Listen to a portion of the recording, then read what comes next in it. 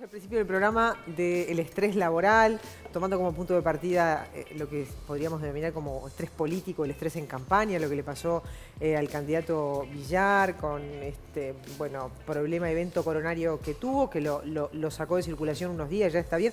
Les quiero decir que tuvimos que reprogramar la visita de Villar, que estaba prevista para esta semana, justamente porque tuvo sus días de recuperación y bueno, pidió venir seguramente la semana previa al 27 va a estar con nosotros por acá. Pero hablábamos del estrés, ¿no? El estrés político, el estrés, me acuerdo de lo que le pasó al ahora candidato a intendente Martínez el año pasado, en el 2019 en campaña, que bueno, perdí la memoria, él mismo reconoció que había sido por una situación de depresión, ¿no? La presión, ese es el trabajo de ellos, pero si uno esto lo extrapola, todos los trabajos tienen presión, y esa presión es la que nos da a veces ciertas incomodidades, que vamos a ver cuáles son los signos que uno puede detectar. Dice, bueno, estoy en una situación de estrés, ¿y a quién acudir? ¿Cómo ayudarnos a resolverlo, ¿no? Estamos con la psicóloga Lorena Estefanel. ¿Cómo estás, Lorena? Gracias por acompañarnos. Buen día. Directora de la Maestría de Psicoterapia de Adultos, Parejas y Familias de la Universidad Católica del Uruguay. Bueno, ¿cómo manejarse ahora en tiempos también de crisis? Sobre el comienzo de la pandemia hablamos muchísimo de esto, porque fue algo nuevo para nosotros, que nos generaba el estrés de golpe empezar a vivir de otra manera, no sabíamos cómo hacerlo. Ahora creo que nos hemos de algún modo acostumbrado a esta nueva normalidad, ¿no? De alguna manera, ¿no? Es que el estrés, a ver, un poco tú hablabas recién de que tiene que ver con la actividad laboral, el estrés tiene que ver con la vida, ¿no? Es una respuesta muy organizada que tiene el organismo. Organizada quiere decir que ustedes imagínense que en cada cuerpo humano existe como una central de bomberos que cuando aparece un incendio rápidamente se activa. Es una respuesta muy organizada que tiene el organismo frente a situaciones que requieren una rápida adaptación y que en el caso de que la persona no se adapte o no pueda responder adecuadamente puede implicar una amenaza. Entonces, eso activa una respuesta de estrés frente a esas demandas y esas demandas pueden venir de diferentes contextos, ¿no? En la pandemia, una de las cosas que más nos pasó a todos es que las demandas venían de todos los contextos, ¿no? Por lo general, el estrés tiende a darse en situaciones. Uno dice, bueno, mi trabajo está bien, mi familia está bien, me estresan mis hijos, o mis hijos están bien, mi familia está bien, me estresa el trabajo. La pandemia justamente lo que implicó fue un exceso de demandas a todo nivel, porque tuvimos que adaptarnos. La vida cotidiana, las parejas, las familias, los hijos, la soledad, el trabajo, el Zoom, la plataforma. Entonces, fueron diferentes demandas que implicaron que esa respuesta se tuviera que dar muchas veces.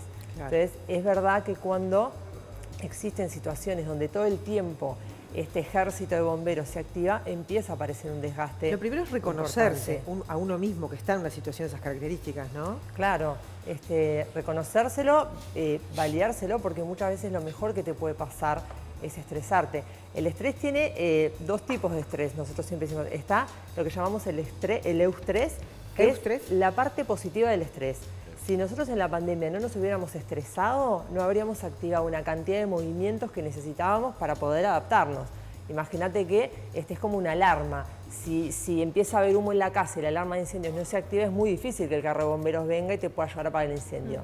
Y después tenemos el distrés, que es cuando de alguna forma este sistema o esta respuesta no logra implementar las acciones que se necesitan para que el incendio se apague. Buscar un nuevo equilibrio de alguna manera. Exactamente. Y esto a veces puede tener que ver con pocos recursos, tenés una estación de bomberos que tiene 3 bomberos, o puede tener que ver con un exceso de demandas, que muchas veces uno dice, bueno, realmente la situación es una situación de riesgo psicosocial, porque las demandas son excesivas para los recursos que tiene el individuo. Lorena, ¿y cómo identificamos ese proceso, ¿no?, de estrés antes de llegar a una catástrofe? Que es que, bueno, que uno se quede duro del cuello porque tiene demasiada carga emocional, o que nos enfermemos. O el infarto de Villar. Exacto. Claro. ¿Cómo ese proceso, cómo puedo ver los signos de que estoy por llegar a un punto grave? Claro, el estrés tiene como diferentes canales, o tiene, como les decía, es una respuesta organizada que implica diferentes aspectos.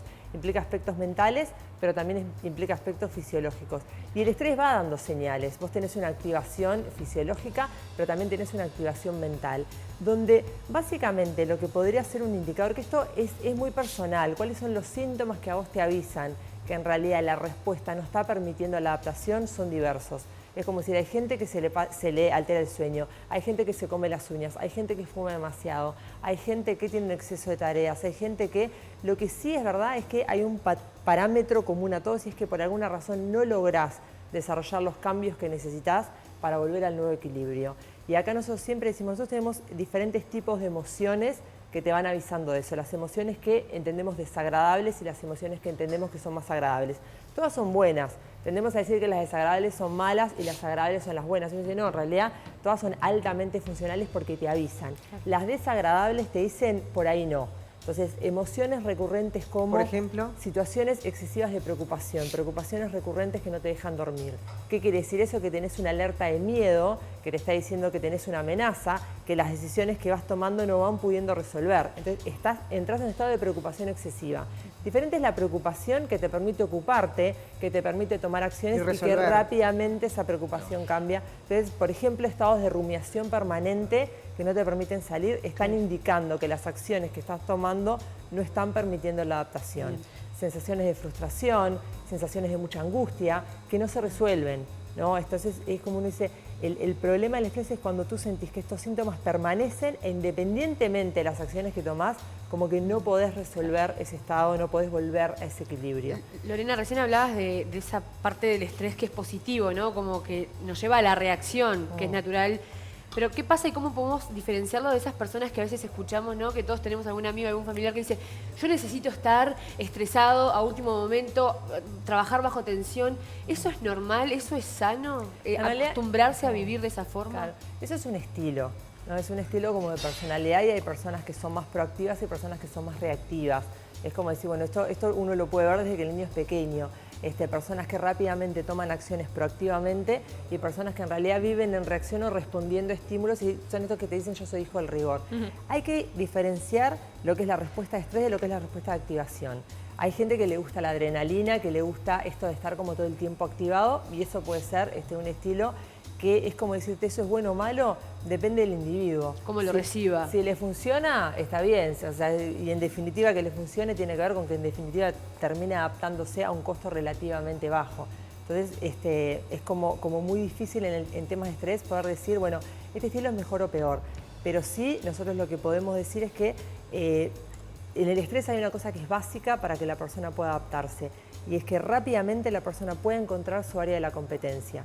Uno siempre dice, cuando la respuesta de estrés se da, quiere decir que hay demandas que te están diciendo, acá tenés que moverte para poder adaptarte.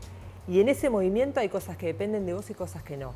Entonces, la gente que rápidamente se mueve a su zona de ocupación y que rápidamente empieza a identificar cuáles son las acciones que puede tomar, le tiende a ir mucho mejor que la gente que se queda en un estado de rumiación, que es pensar una y otra vez sobre variables que en realidad no están bajo su control. Ahora, tiene que ver mucho también con los estilos de vida, ¿no? Y lo que cada uno, de alguna manera, le dedica a cada actividad de la vida cotidiana.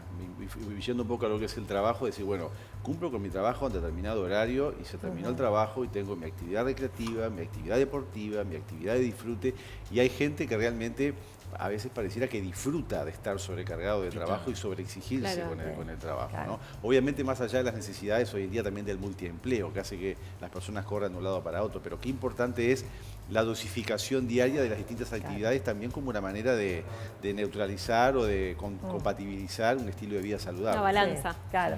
Sí, yo siempre cuento lo mismo con el tema del estrés. Como tiene que ver con las demandas, claramente la gente que maneja mejor el estrés es la que toma mejores decisiones. O sea, es como decir, vos tenés un tiempo que es limitado y en ese tiempo entran cosas. Estamos en un mundo que nos pide de todo. Entonces, quienes lideran mejor esto son los que dicen, bueno, vos entrás, vos salís, vos entrás, y en definitiva van tomando decisiones, porque también el equilibrio también es muy personal, ¿no? Que es una vida equilibrada para vos, de repente es bien distinto de lo que es para mí o de repente es distinto de lo que es para ti. Pero sí es verdad que las personas que logran decidir lo que hay adentro tienden a tener mejores estados o estados de mucho mayor bienestar que las que no. A propósito de tomar decisiones, ¿no? Que a veces la presión es tal que no alcanza con tomar buenas o malas decisiones, te supera, la presión te supera. Vamos a poner como ejemplo el ámbito político, no hablamos acá de Villar, de Martínez, pero mira, para hacer de esto también una cuestión más visual, vamos a poner en pantalla al Macri de antes y al Macri de ahora, ¿no? a 2, 3 años de diferencia cada una de las fotos, y en su apariencia se ve, nosotros decimos, che, cómo envejecen los políticos, ¿no? Porque es un ámbito de mucha presión, donde perdés el control de vos mismo. A la izquierda de la pantalla está el primer Macri, digamos. Está claro, antes ¿no? de ser presidente. Y a la derecha. Y a la derecha. Y después creo que lo tenemos también a Obama, vamos a mostrarlo a Obama también, que bueno, pasa lo mismo, ¿no? Con el expresidente de los Estados Unidos. Ahí se nota ese está tremendo. brutal. Tremendo hasta El color, el Lorena, color del cabello, ¿no? Entonces digo, no, pero para lo que quería preguntarte es, vos decías, hay que tomar el control de uno mismo y tomar buenas decisiones, pero a veces no se puede hacer eso. Porque ahí yo y un poco con esto del estrés político me parece que va de la mano esta reflexión. Cuando uno tiene estrés laboral, uno de alguna manera aprende a manejarse con los estresores de esa profesión específica o de esa actividad o de esa... Yo soy psicóloga y a mí la gente, y trabajo en psicoterapia, me dice siempre, che, ¿cómo haces para escuchar todo el día problemas? Yo me formé para eso. Quiere decir que tuve 5 años de carrera, más 4 años de posgrado, más 2 años de maestría, básicamente para aprender a manejar el dolor humano. Entonces tengo herramientas para responder a las demandas. Es como ser bombero. Yo sé apagar incendios. O ser guardavidas. Yo sé meterme en el agua y sé perfecto cómo manejar la corriente para no ahogarme. ¿Qué pasa en la política? ¿Quién te enseña a ser político? Si se fijan, son personas que vienen de diferentes profesiones, economistas, contadores, abogados, carpinteros, pero la pregunta es, ser político es una actividad en sí misma. ¿Quién te enseña a manejarte con la prensa? ¿Quién te enseña a manejar la exposición? ¿Quién te enseña a responder a las demandas que esa tarea tiene para ti? Eso es importante que decís, porque en el caso de Villar se dijo que como era neurocirujano estaba acostumbrado al estrés, pero es un estrés diferente. Diferente, totalmente distinto. Y cualquier persona que ha tenido un familiar en política sabe que ser político y estar cerca de personas que hacen política es muy complicado porque tiene estresores muy particulares. Tiene una psicoterapeuta en el grupo de asesores mira, de yo siempre campaña. digo, tendría que haber una formación para ser político. Y de hecho, los políticos que manejan mejor la política vienen de familias de políticos, tienen historia en política, vienen hace mucho. Entonces, ¿qué hicieron? Por la vida de los hechos aprendieron la profesión, aprendieron el oficio.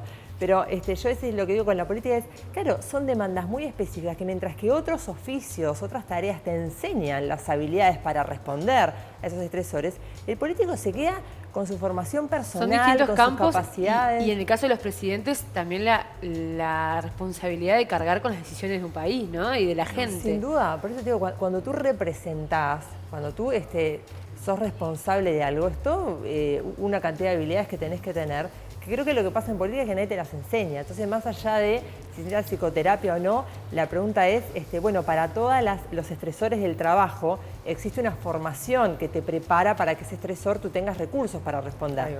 Ahora, en la política, ¿qué sucede? Es como que... Claro.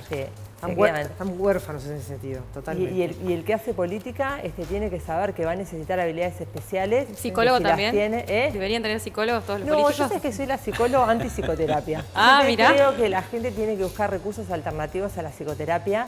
Y la psicoterapia es para cuando hay trastornos Te mentales. van a matar tu Nunca colega. había escuchado, nunca lo había escuchado. Yo Sí, siempre digo lo mismo. brillante, No brillante, vengan más a Lorena. psicoterapia, Claro, busquen otras está cosas bien. porque la psicoterapia es para los problemas en salud mental, que pueden ser en promoción, prevención o intervención. El tema, Lorena, es que no Pero- nos educan en inteligencia emocional. Bueno, Es para otro capítulo. Brillante, Lorena, brillante, Lorena. Pero Brillante. es bien interesante generar recursos propios, inteligencia emocional para resolver los problemas. Bueno, a nosotros nos pasó en la pandemia, desde la maestría en la Universidad Católica sacamos charlas que era Tu salud mental importa, cuidala. Y que fueron charlas terapéuticas donde le hablábamos, de la misma manera que le hablaríamos a un paciente, a la gente en general. Claro. Y con eso las personas ya podían sentirse un poquito mejor. Entonces, no hay necesidad de consumir tanta psicoterapia, sino que sí es verdad que de repente enseñándole a las personas habilidades y habilidades socioemocionales, sin duda se prevendrían una cantidad de Lorena, de muchas cosas. gracias por venir esta Por mañana. favor, Estuvo gracias a buenísimo, ustedes. Muy buenísimo, clara. nos encantó. En serio. Bueno. Así que capaz que en cualquier momento cuando volvamos... Hablemos sobre de estos habilidades temas. socioemocionales. Sí, Pero por bueno, favor. Sí, totalmente. No, pero esto es algo que se tiene que instalar también en el discurso político, ¿no?